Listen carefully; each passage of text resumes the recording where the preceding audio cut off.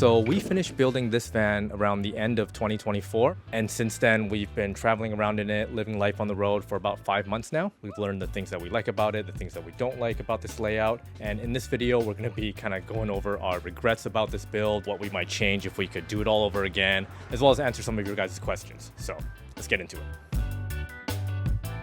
Welcome back. Welcome back. We are home finally after 5 months on the road. We've actually been home for like three weeks, yeah, now at this point. And yeah, the van has kind of just been sitting for the last few weeks. We definitely need to get back in here and clean the crap out of all of it. First thing we're gonna do, I think Dana has been just kind of getting getting all of our stuff out of it. And I'll give you guys a little look at the outside. It is insanely dirty. Yeah, so this is what it looks like after all those months on the road. We got some work to do.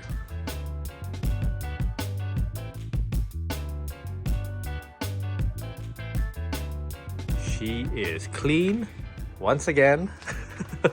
Yeah, that was really dirty. The best she's looked in months. But now we're gonna move on to the inside, I guess. While Dana's working on that, I'm gonna start fixing some of these cabinets and drawers. For example, on this cabinet, these hinges don't open it all the way anymore. So like the garbage drawer like hits it like down here. And yeah, we need it to kind of go like here so the garbage bin can actually like clear it. So yeah, what we're gonna do is replace these hinges with some beefier ones. And so yeah, these are the hinges that I'm gonna change this cabinet out to. All right, got that all done. So now we can open the garbage without having to use both hands and having to hold the door open. All good. So next thing is this drawer down here. Notice, after a while and all the rattling of the van, opening this now, it rubs at the top of it when you get it to its fully open point. So I think just the alignment of these slides needs to be fixed. So I'll just kind of adjust that. All right, so we're done fixing all the cabinets. So as we're, doing the rest of our cleanup and checking everything, I've now learned that the fridge has stopped working. Could have been my own fault, like after we got back and the van was just sitting in our driveway for the last couple of weeks. I've just left the fridge on. It's super hot and we haven't been in here, and that might have been it because this thing no longer turns on. It doesn't cool anymore. So I gotta remove the whole thing, check the back of it.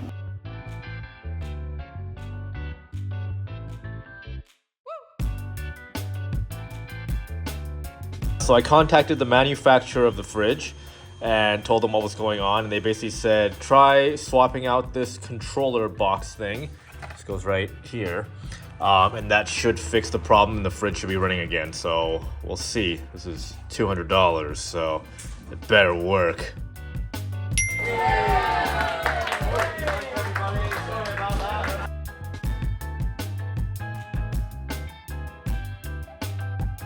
Okay, so got the fridge back in. It is working. I just tested it. That was a huge pain in the butt to get the fridge in and out of here. So hopefully we never have to do that again. All right, everyone. We have had some discussion about what we are going to continue doing. Okay, so one thing that we noticed while we were traveling around, we wish that when the person who is sitting here is just lounging and relaxing, we wish that they could extend their legs fully. Yeah. So we realized we had a lot of clothes that we never wore, and sometimes it just felt like we overpacked. So we thought that we could probably get rid of almost this entire area here. So this is where our laundry storage, dirty laundry storage is. Our plan right now is to basically chop this entire thing and get rid of everything past it. We've taken out the drawer that lived here, this drawer, this gigantic drawer, and we're gonna kind of cut this in half. So half of it will be the clothing storage that we still need, and then the other half will be dirty laundry. So that's we're gonna retreat this entire area here.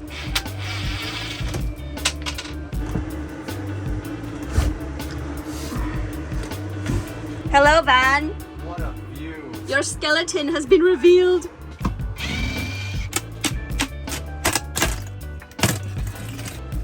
Wow. See? Ta-da.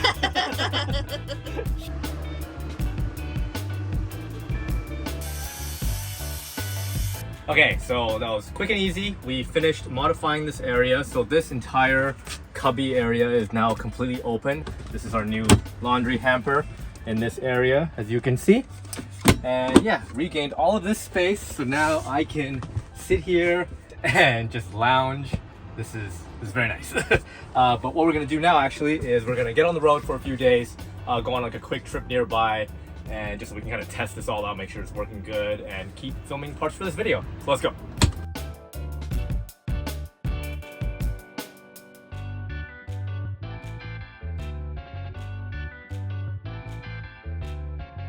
Okay, we're hanging out in an area called Valemont in BC. We're at this beautiful lake here. But yeah, we're gonna get into all of the regrets and things that we wish that we could have changed in the van during our build. So this list isn't in any sort of like particular order. These are just things that we thought of while we were traveling and living inside of this van. None of them are like catastrophic, yeah, or anything like that. They're just like little things that all kind of add up together that could have made a better experience overall. But in any case, let's jump into it. Number 1, soft closing drawer slides. Okay, so this one's right off the bat, it's a funny one.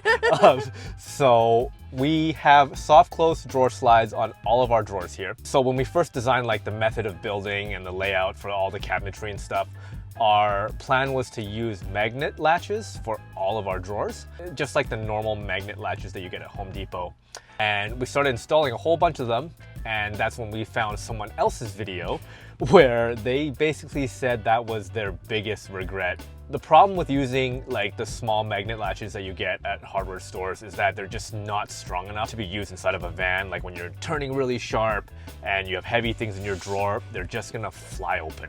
And yes, you can get stronger magnets that probably would have worked perfectly in our scenario, but unfortunately at that point in time, we had already finished building all the drawers. So spacing was limited. So like all like, the spacing where the catches will go were already like set in stone.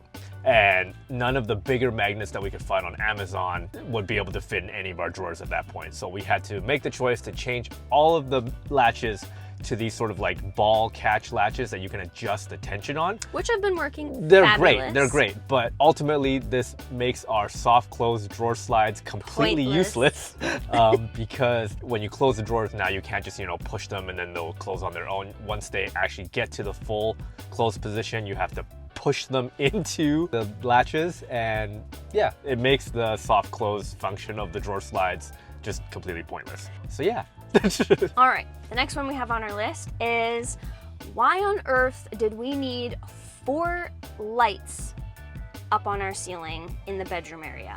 The design of the lights in the bedroom area, once we have the bed lift down, we realized really quickly that it wasn't really all that ideal. When you're lying in bed, you don't want a puck light just shining right in your face like 2 feet away from you. Yeah. Probably would have made more sense is to do some sort of like ambient light. Maybe it's like bouncing off like the ceiling or the wall or something like that. The next one has to do with the garage area and the floor. We originally built our floor as kind of like a curve in the back of the van, but then once we mounted our storage things, it ended up getting in the way and we had to cut the floors. That is something that you should think about. Yeah. Your layout, really know what you're doing, and if you're gonna throw something in last minute, it's probably gonna, mess things up. The next one I have is our bathroom door. There's nothing wrong with the door itself. It functions great.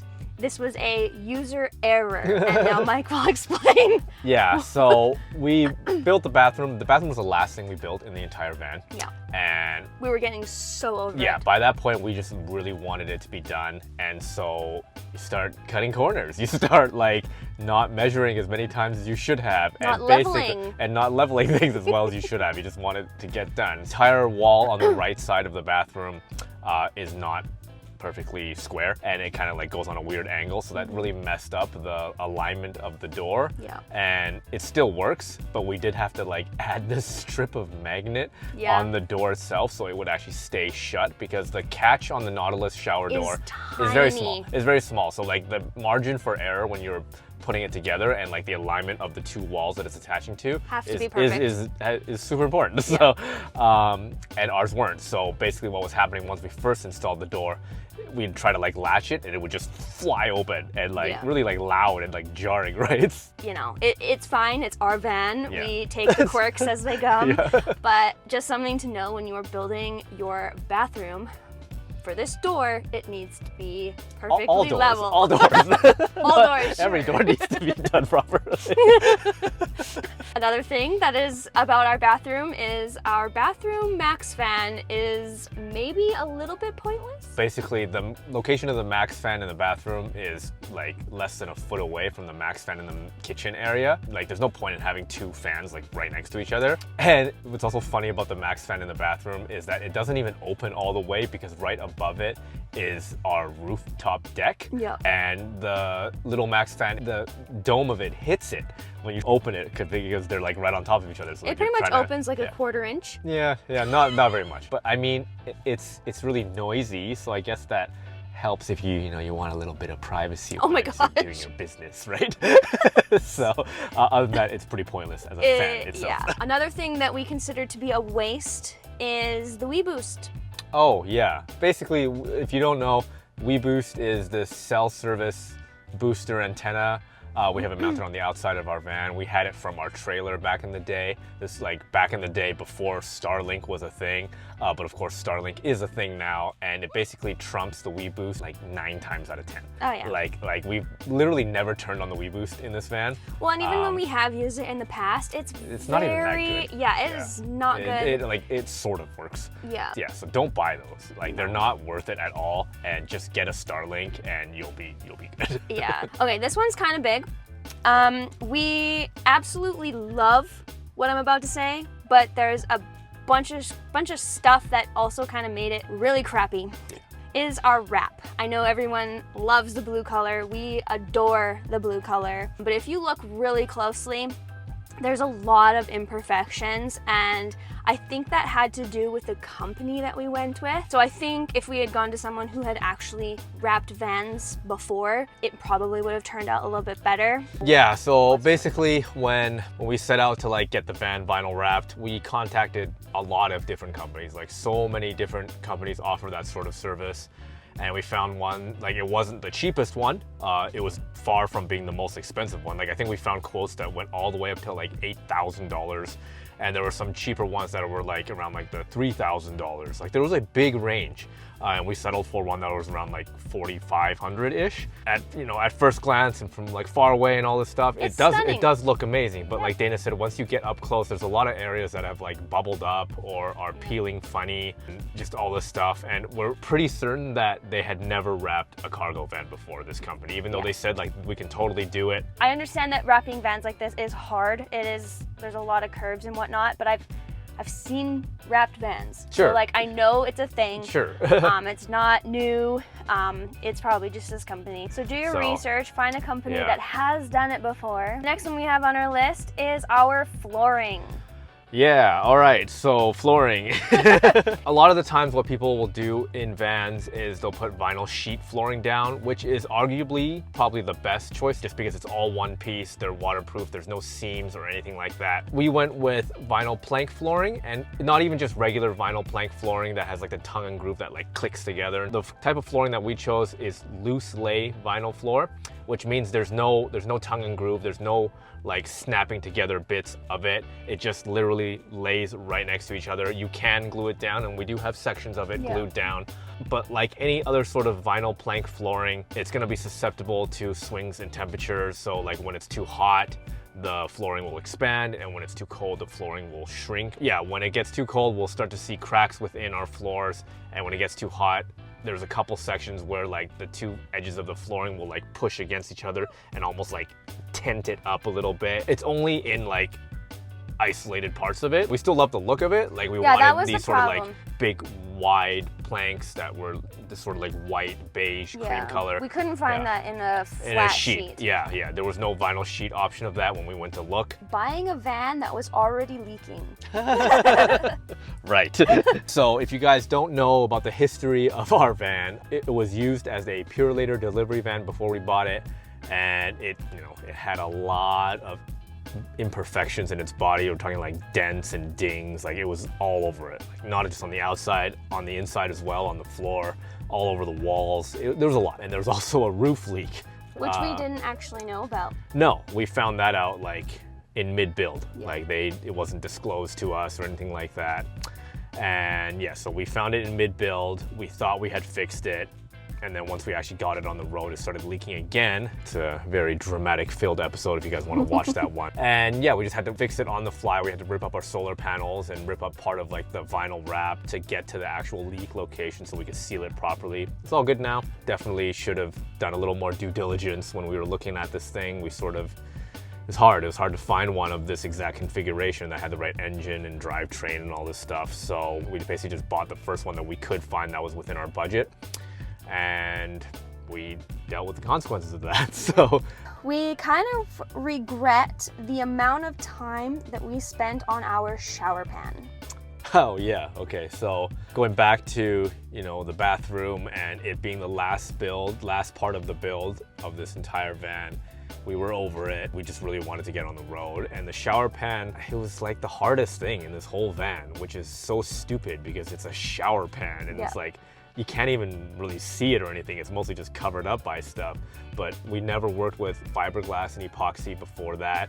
And it is a huge pain in the ass to work with fiberglass and epoxy, especially if you don't know what you're doing. Like there was there was like weird bubbles and voids in the epoxy. So we had to like continually put more and more layers of it on to kind of make up for those.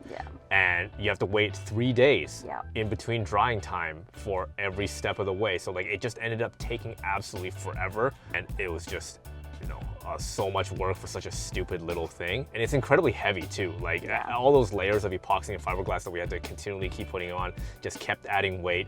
And it ended up being this like super heavy shower pan. If I could go back and do it all over again, I would definitely hire like a plastic manufacturing shop to just make us a shower pan of a custom size that we needed it to be. Yeah, it was a pain. All right, moving on. We have found that the front suspension of this van is not so good. So we have the Van Compass, their lift kit. It's called the Topo 2.0. We have the Stage 3 lift kit. And in the back is great. It's got extra leaf springs. It's got heavy duty shocks. It functions awesome. It gives you way better weight support on the back of your van, on the rear axle. On the front of the van, all they have is a coil spring that kind of like stretches it out and gives you the lift that you need. It doesn't come with like a heavy duty strut. Apparently, like the way that the Ford Transit all-wheel drive system is set up, it doesn't let them have one. And yeah, it has its drawbacks for sure. We've noticed that when we're driving along in the van and you hit like a pothole or any sort of like sudden dip downwards. It sounds awful. Yeah, basically the front strut tops out and you hear this like incredibly loud banging sound, and it sounds awful. It sounds like something's going to break every time it happens, and it happens pretty frequently. Yeah, it doesn't even need to be like a big pothole. You don't even need to be going that fast. It's not a problem with every person's setup. Like just from my digging and researching, it is heavily dependent on the weight distribution of your build inside of your van. Like if you have more weight near the front, it is way less of a problem. Unfortunately, most of our weight is near the back, so it becomes more of a problem for us. And I've been talking with the manufacturer of Van Compass about a fix for this, and they did say that they are working on like a custom front strut for the Ford Transit all-wheel drive, and it's supposed to be released like sometime later this year, end of 2025, they said. So maybe that's something we'll add on after the fact, and hopefully that helps. All right, next on the list is our living room windows. We wish that they were just slightly higher so that when we are sitting here, we could like actually see the view.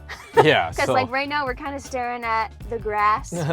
Yeah, so basically when we designed like these windows, at that point we hadn't built like the benches or anything like that yet, so we didn't know exactly what height things would be at and where our head heights were gonna be at. When we're hanging out here in the back, if we wanted to see like the view, like we have these incredible mountains beside us right now. We gotta go right up in the window. We kind of gotta like lean down to see them. We do love these windows. We love how they can open up when it's still raining, and they got like the bug screen and the blackout shade.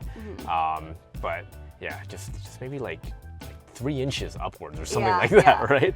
The next thing on our list is all of our corner finishing pieces. We ordered a thing off Amazon, and it basically just unrolls, and it's got this like tacky stuff on the back of it, and you just basically cut it to length, squish it on the wall, and you're done. They look totally fine when you put them on for the first time, but after living in the van in the heat, almost all of them have started peeling. Most of them are in this back area here, but yeah, I would maybe try to like find something a little bit different in the future. We had a bunch of check engine lights. Yeah, so a lot of these happened before we got on the road. Basically, in midst of building the van, we realized that the check engine light had come on. And yeah, after taking it to a shop to get it looked at, we found out that, this is really stupid. The design of the Ford Transit hood and the drainage of like rainwater and stuff on the windshield to the hood, like that sort of area, it straight up just leaks inside of the engine bay. And that's like a really common problem with Ford Transits. And like, I can't believe they allow this to happen because it just sounds crazy to me. But in any case, what happened was we live in Vancouver and it rains like 90% of the year. Like, that's not even an exaggeration, it just rains all the time. So when we were building the van, it was raining a lot. And it was just sitting in our driveway, getting rained on nonstop for months and months at a time. And what had happened was all this water had leaked basically right onto the engine itself and corroded a whole bunch of our spark plugs. So it was just throwing misfire codes. We had to get all of that fixed, and we still have that problem. Like, we haven't actually like solved the issue of the leak onto the engine bay. What you can do is you can get like an engine cover that will go on top of the EcoBoost motor, and that's probably what we'll end up doing. We just haven't, had time to actually get it done for something that's so basic that like they should have already put in. There probably shouldn't be rainwater getting into the engine. If you have a Ford Transit van, just know that. Like, I don't know if they had fixed it in later years. Like, ours is a 2020, so it's not even that old, but they haven't fixed it at that year. And just make sure if you're parking it somewhere where it's gonna get rained on all the time and you're not driving it regularly, that's part of the reason why we haven't bothered to get it fixed, because if you're driving it regularly, the water will just heat up and evaporate away if there's any sort of like, few drops sitting on the engine bay. But if it's sitting for months and months at a time, then it's just pooling on the engine bay and never drying out because you're not moving it or driving it, and you're gonna have the same problem as that. So the last thing that we're gonna talk about in terms of our regrets is just how much weight that we've put into this van. So looking back on it all, there is so many different ways that we could have reduced weight during our build that we didn't really think of, that we, probably should have. Like the materials that we chose throughout the build and how much of it to use that we should have taken into more consideration as we were doing it. So for example, behind the walls, we have furring strips that run along the length of the entire van from, on the passenger side and the driver's side. And they were meant to be used as like, studs in the wall that you can secure cabinetry to, or secure the walls to, or, lots of different things. And we went probably way overkill. Another thing that we could have reduced weight on is the flooring. So like going back to the flooring, probably could have just waited until we had built all the cabinetry and benches and like the bathroom and stuff, and then just laid the flooring around them, rather than what we did, which is laid the flooring on the entire subfloor and then built everything on top of that. Because, as a result, like 75% of the floor you don't even see. And that flooring is not light. It's very, very heavy. Vinyl plank flooring is very heavy. So, it ended up just being a whole bunch of wasted weight. There's other things like the bottoms of our drawers are all 1/2-inch plywood, and it could probably have been 1/4-inch plywood. And like our ceiling planks are also 1/2-inch when they could have maybe been 1/4-inch. Have like the crazy composite deck boards up on the roof that we like to go on. Those could have maybe been a different material because those are also very, very heavy. Just in general, using less 3/4-inch plywood and use more 1/2-inch plywood where you can. I think our reasoning in doing it that way though from the beginning was we came from the RV and like everything in it was crap material. Yeah. And so when we were building this van, we really wanted it to like last. Like we didn't want it to break apart instantly. Like we saw so many times in the RV, like we would open up the trailer and there'd be broken drawers or broken all sorts of stuff, super chintzy plywood that's not strong or not put together well. They're not using good enough screws. So we wanted to make sure we did all that really, really well. And it has like held up incredibly well in that sense. It's just probably way heavier than it has any right to be. A couple other things that we've done as like sort of a weight savings measure, now that we're past all that, we can't go back and remove any of this stuff now. Oh, we could if we wanted to rip the whole thing down. Which, no. So we've done stuff like we've removed the tow hitch of this van, which we will never use because we're never planning on towing anything. The van starter batteries, there used to be 2, now there's only 1. I removed one because we don't really have any need for having 2 of them. Another thing that we decided to remove is our headliner shelf up in the front there. We found out that, you know, we didn't really use it as much as we thought we would. There was a lot of stuff up there that we barely didn't touch. Yeah, we just like put in bins and then just kind of forgot about. And then he knocked his head on it every 5 seconds. Yeah, and so we decided to get rid of it. And it's beautiful. We love the space there now. Yeah. We did finally go and get the van weighed after all of this, and our total dry weight of this van without any gear is 8,648 pounds. And with the max GVWR of 9,500 pounds on this van, it gives us a payload capacity of 852 pounds. So yeah, that's basically our main regrets of everything that we wish were different in terms of our build. What we're gonna do next is just answer a few questions that you guys might have had during our build process or on our tour video. First one that people want to know is, what is our fuel mileage? So we got the all-wheel drive, and we also got the EcoBoost twin turbo engine from Ford, and it makes great power. And we love the all-wheel drive. The actual mileage that you get is always going to be very, very dependent on the conditions that you're driving it in. You know, is it hilly? Are you going on mountain passes? Is it really windy? So there's a lot of drag. But in general, I guess, we get anywhere from, I'm gonna go use our Canadian standard for fuel mileage rating. We get anywhere from 17 to 20 liters per 100 kilometers. And so it's okay. It's not terrible or anything. We definitely had it way worse when we had the truck and trailer. Like the truck and trailer, it was probably more like, you know, like 25 liters per 100 kilometers. So it's a step up from that. It's still pretty expensive to go super long distances with this thing. You're gonna be getting gas all the time, but that's part of van life. That's just something that you accept when you're living on the road. But overall, it's not bad. Next thing that people want to know is our thoughts on the extended length, and has that been okay for us? Right, so if you guys know Ford Transits, we got the extended length here, and the way that they built the wheelbase for the extended length, there's this very severe overhang off of the rear wheels, and that's a point of contention for a lot of people because you know you're worried about things like departure angles when you're going off-roading, or if there's like, you know, really steep hills that you need to suddenly transition into. The funny thing is, we've literally never bottomed out the rear overhang of this van except in one location, and it was so stupid. It was at like a laundromat in Oregon. It had a weird transition from the street into the parking lot itself, and then we hit like the back, I think like we hit the tow hitch and we dragged it for like, you know, a split second. But other than that, we've literally never hit it. And for us, like with the 3 dogs, it's like a no-brainer for us to have the extended length and having more living space. If we had to go with like a shorter wheelbase van, we definitely would have had to make some sacrifice, whether it be like a smaller living area or like no office, which is important for me, or no bathroom. There would have been sacrifices that we had to make. And the final question that we're going to touch on is, what was the total cost of our van? So in total, we probably spent around $150,000 Canadian on this van. About half of that was the van purchase itself, and the other half was all the build materials. Definitely a lot of money. And well, something that you have to realize in that price is that we didn't have any tools. Yeah, like we basically started with nothing. We had to buy every single tool imaginable to make this all happen. There was a lot of costs that we probably didn't really have to do. We could have gotten cheaper versions. Like if we didn't do the vinyl wrap, we would have saved like almost $5,000. Yep. If we didn't get this specific air conditioner, that was also like $5,000. We could have used different types of plywood. We went with like the most premium Home Depot maple plywood, which is very expensive. So yeah, definitely a lot of money for sure. We had to save a lot in order to make it all happen, and we did go with a lot of premium type materials and brands of things. But in the end, we love everything about this van, and it's worked out really great. But anywho, that is it.